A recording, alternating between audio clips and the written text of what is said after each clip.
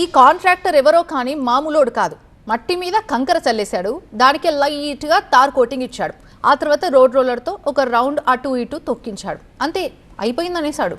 Finish, కథం, Tata bye bye అంటూ bills పెట్టేసుకున్నాడు. తీరా ఇప్పుడు ఆ రోడ్ చూసిన వాళ్ళు ఏమనుకుంటున్నారో తెలుసా? అసలు దాన్ని రోడ్ అని ఎవడన్నా అంటాడా అంటున్నారు.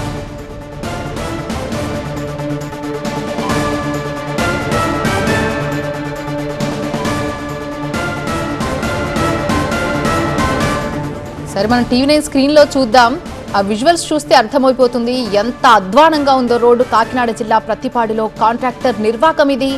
వేసిన నెల రోజులకే రోడ్డు అధ్వానంగా మారింది. గిరిజన అభివృద్ధి శాఖ నుంచి కోట్ల రూపాయల ఖర్చుతో ఈ రోడ్డు నిర్మాణాన్ని చేపట్టారు. అప్పుడే పెచ్చులు ఊడి వస్తుందని గిరిజనులు వీడియోస్లో చూపిస్తున్న సీన్ మనం గమనిస్తున్నాం. ఈ సిచ్యువేషన్లో ఎలా రియాక్ట్ అవ్వాలో కూడా అర్థం కాని పరిస్థితులు నెలకొన్నాయి గిరిజనుల పరిస్థితి. ప్రతిపాడు మండలంలోని మేడిచెర్ల పులిగోగులకు రోడ్డు వేసిన కాంట్రాక్టర్ కాలితో తన్నిన, చేత్తో లాగిన ఊడి వచ్చేలాగా వేశారంటూ అక్కడున్న వారంతా కూడా వాపోతున్న పరిస్థితి.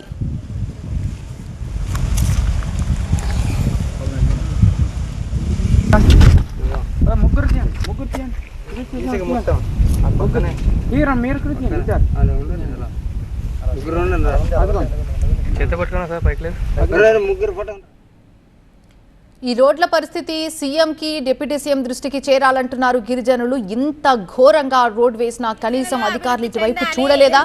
అసలు నాణ్యతా ప్రమాణాలు చెక్ చేశారా లేదా? పరిస్థితి చూస్తుంటే ఇలాంటి అనుమానాలే వస్తున్నాయి. ఆఫీస్ రూమ్లో కూర్చొని కాంట్రాక్టర్ చెప్పింది రాసుకొని వాళ్లకు కావాల్సినంత తీసుకొని అంతా ఓకే చెప్పేసినట్టున్నారు. అంతే, లేదంటే ఇంత ఘోరంగా, ఇంత నాసిరకంగా రోడ్డు వేస్తారా అని గిరిజనులు ప్రశ్నిస్తున్నారు.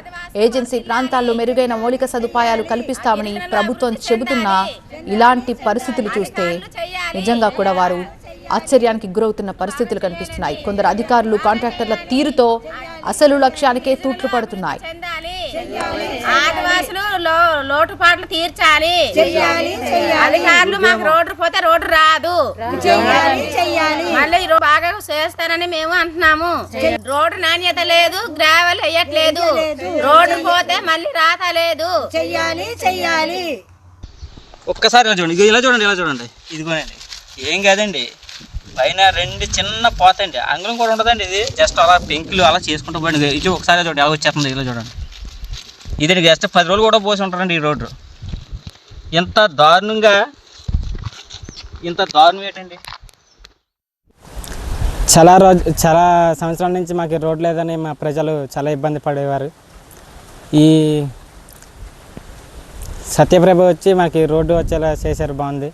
కానీ ఈ రోడ్డు ఒక 10 years అండ్ 15 years ఉండేలా కూడా కనబడట్లేదు. ఒక 3-4 monthsలో పోయేలా ఉంది. అక్కడక్కడ రోడ్డు కూడా పెచ్చుల్లా లేసిపోతుందండి. చేత్తో తీస్తుంటే లేసిపోతున్నాడు. మనం కాలేసి తొక్కినా సరే అక్కడక్కడ బీట్ వచ్చేస్తుంది.